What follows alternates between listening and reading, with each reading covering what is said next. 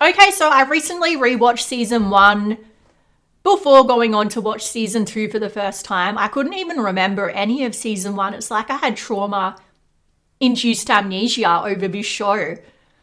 Tolkien would be rolling in his grave if he saw this. It's unnatural. It's an abomination. Look, basically, I think of this as fan fiction. Very, very, very expensive fan fiction. And we have not just season 3 of The Rings of Power coming up, but we're returning to Middle-earth with 2 movies. The Hunt for Gollum, I had absolutely no faith in. But then there was hope. I saw a light at the end of the tunnel. We have the director who came out and said he's rejecting the diversity mentality of ticking boxes and doing what's socially acceptable, which is to make every movie super, super diverse. And instead he's making it accurate to Tolkien's vision. Just like Frodo, heroes come from the most unlikely of places. Anyway, so I bet the Hobbit movies aren't looking too bad for you guys now, are they? A lot of people disliked those movies, but look, are they flawed? Yes, but they're fun, and I feel like I always enjoy rewatching them. Of course, they're not as good as The Lord of the Rings. Nothing will ever beat that level of amazing and awesome, but still, I enjoyed them. Especially Lee Pace's Thranduil, and I love that he's coming back in The Hunt for Gollum. Unfortunately, this show just distorts the foundation of Tolkien's values and just makes it into something that's a vehicle for social commentary and ticking those boxes. And look, it looks good, it sounds good. With the amount of money they put into it, you would think it would, though the costumes seem to have missed a bit of that money. They look like something out of a high school theatre department, but look, yeah, it looks good, but it's like a beautiful empty shell, or style, no substance. And it's a pity when you think about what we could have had if they had actually put effort into respecting Tolkien's worldview and what he stood for. And the show just forced so much diversity into everything that it looks like downtown New York City, not Middle-earth, and like it or not, Tolkien-based Middle-earth on Europe. And for those people saying, well, it's just a fantasy, so was Moana, and they cared a lot about respecting the culture it was, representing there. So it just takes away the real issues that were meant to be prevalent in Middle-earth, or the racial tension like between the elves and the dwarves. There was so much there, so many different groups.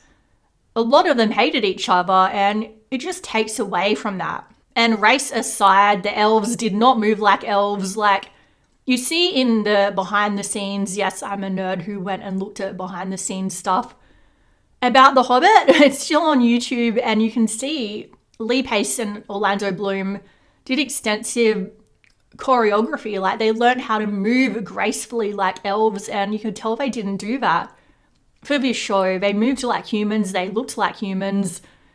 At least there was a quality to the actors in The Lord of the Rings and The Hobbit. They just had an elf-like presence about them. Here, they just look like regular humans with pointy ears, and they just don't move like elves. The elf guy, the main elf guy, needs to be saved by a human woman, and he can't even take out an elf one-on-one, where we see Legolas, like, taking out an elephant, a warrior elephant, whatever it was called, and all the people on it. I mean, really? And yes, Legolas was meant to be really skilled, like even among the elves, but still.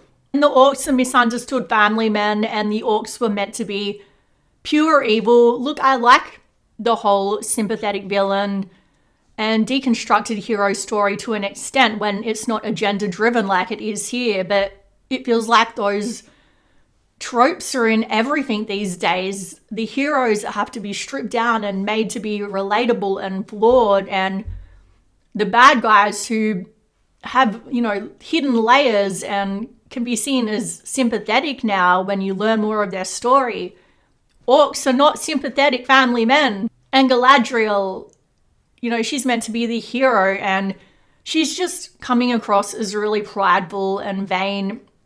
And, I'm okay with that if it was a part of her character growth to learn from it, to become the Galadriel we see in The Lord of the Rings, because she's still young, well, for an elf in this, so I'd be okay with that if they had shown her learning from her mistakes, but she never does. She just blames other people and just comes off as an angry girl boss. And it's not about strong women, because they had strong women in Lord of the Rings and nobody cared. It's about the message behind it, that women can only be, promoted and elevated and strong and powerful if you hold down men at the same time. You don't need to simultaneously hold down men to lift women up, and Lord of the Rings showed that so perfectly. There is still some of Tolkien's Christian themes, which he was a Christian, and there definitely were those themes there, just like with Narnia. And it feels like Sauron is obviously, Middle-earth Satan, and it feels like that story was told well.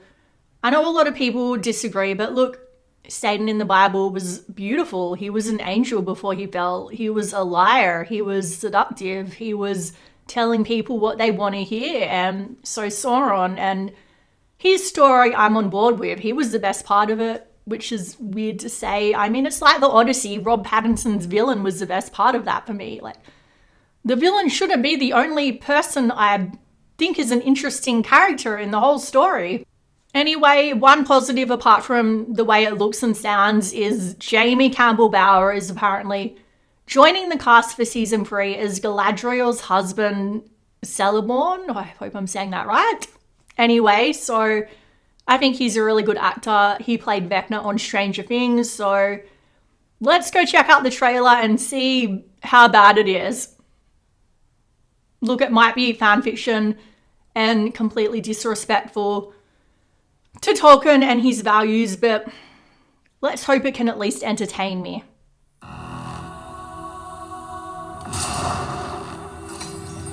Now is the mighty hour come. The Dark Lord is on the brink of Boy, it looks really good. One reign to rule them all. It sounds good, like I said. It's always looked and sounded good. Scouring Middle-earth. Middle-earth will burn.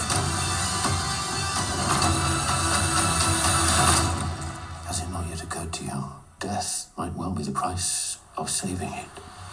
So we have Gandalf in his final Gandalf form. Trying to get there. Yet she doesn't even mention him during the whole show. There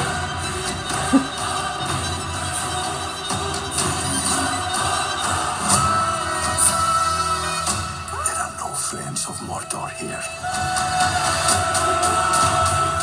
Come with me. She's teaming up with an orc, really? We have to stop him. The shadow rises to Middle-earth. How would you like to rise with it?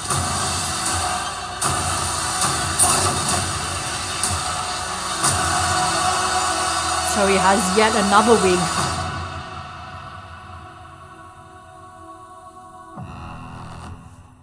Okay, so the guy playing Sauron definitely went through a lot of wigs on this show. Look, like I said, I'm really, really impressed with the way it looks. I'm gonna be honest and say the positives if there are some. It sounds and looks incredible, which makes it all the more frustrating if they had just nailed the story, what we could have had. Jamie Campbell Bower, really great actor. Glad he's joining the cast. Though, yeah, the whole love triangle aspect, it goes against the fundamental nature of elves to stray from their marriage. And yes, we don't actually see Galadriel and Sauron like hooking up, but still, there's obviously tension there. And yeah, the CGI looks pretty good with the dragon, but Galadriel, an elf and an orc teaming up, no. But still, I'll be watching it.